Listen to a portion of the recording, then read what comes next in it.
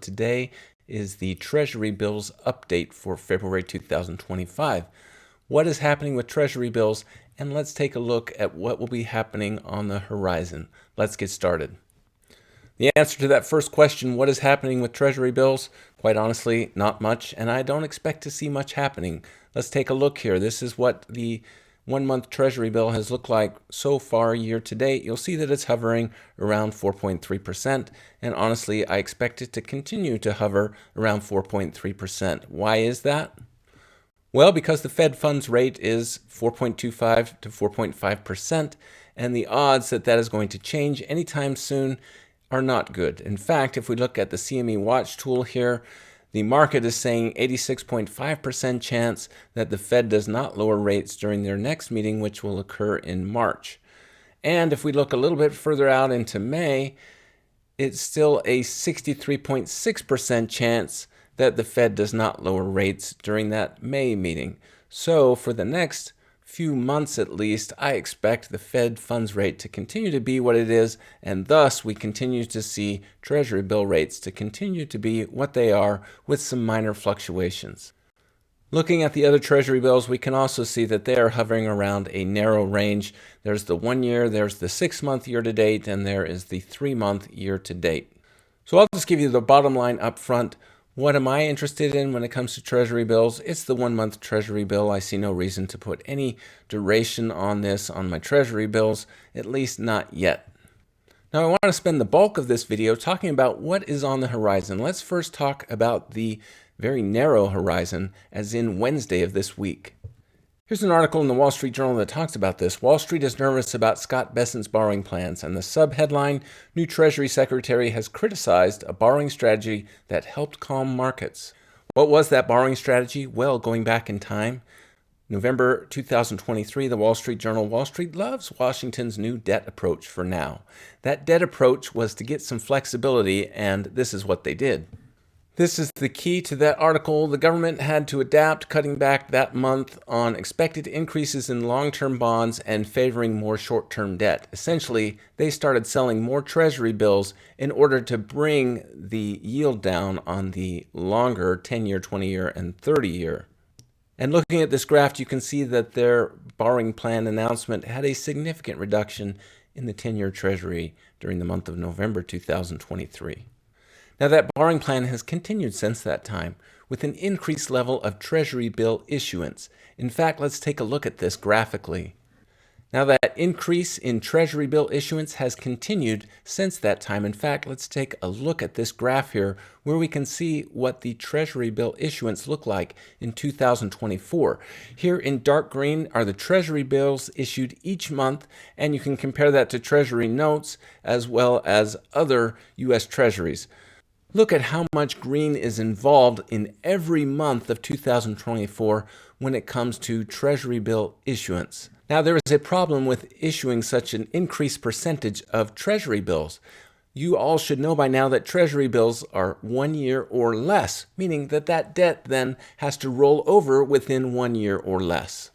In fact, if we take a look at this slide from the Treasury to the Treasury Borrowing Advisory Committee back at their last quarterly refunding statement, so this is as of October of 2024, you can see here in this dark blue the percentage of government debt that would be maturing within 12 months, and it's 33.1%. In fact, if we want to go a little bit further out, the amount that would be maturing within the next 3 years is going to be 53.8%. This is a large amount of government debt that has to be refinanced within 1 to 3 years. With that in mind, then, why is Wall Street nervous about Scott Bessent's borrowing plans? Well, Secretary Bessent was one of many who was critical of the U.S. Treasury issuing such a large percentage of U.S. Treasury debt in Treasury bills. Therefore, some are worried that he might ramp up issuance of long-term Treasury debt, or duration as they call it on Wall Street, putting upward pressure on already elevated U.S. Treasury yields, for instance, the 10-year Treasury yield. So the question for Wednesday, February 5th, what will the next quarterly refunding statement look like when it comes to the percentage of Treasury bills that are being issued relative to Treasury notes and bonds. And if that Treasury bill percentage comes down significantly, might that have an effect then on Treasury bill yields?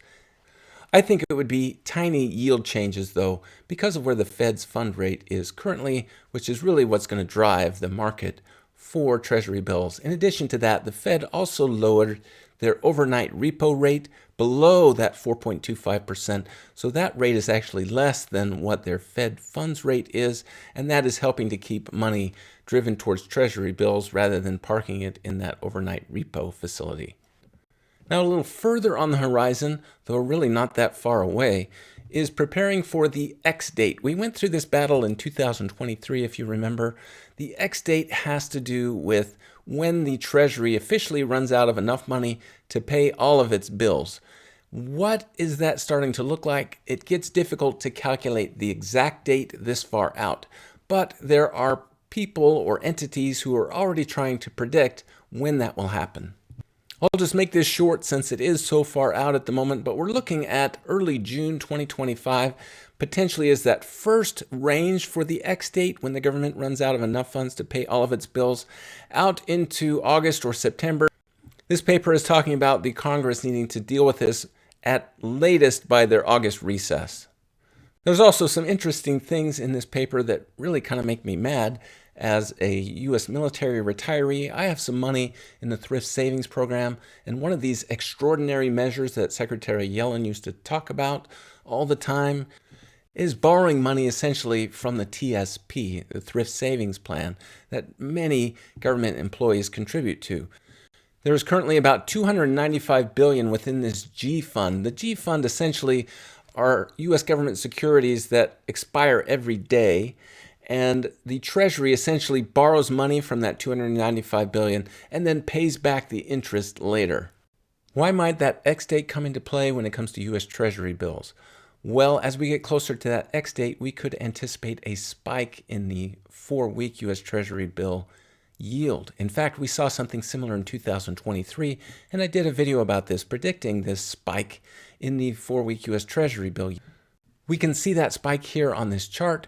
In April of 2023, the 4-week U.S. Treasury was yielding 3.31%, and within a month, it had gone up to 5.54%. So we might anticipate something similar happening with the 4-week Treasury bill if Congress doesn't deal with this X date anytime soon. All right, that's all I have for you today for February 2025 Treasury Bill Update. I hope this was informative for you. If it was, please give us a thumbs up. Feel free to leave any comments. We'd love to get comments from all of you who watch our videos. And until next time, enjoy your investing.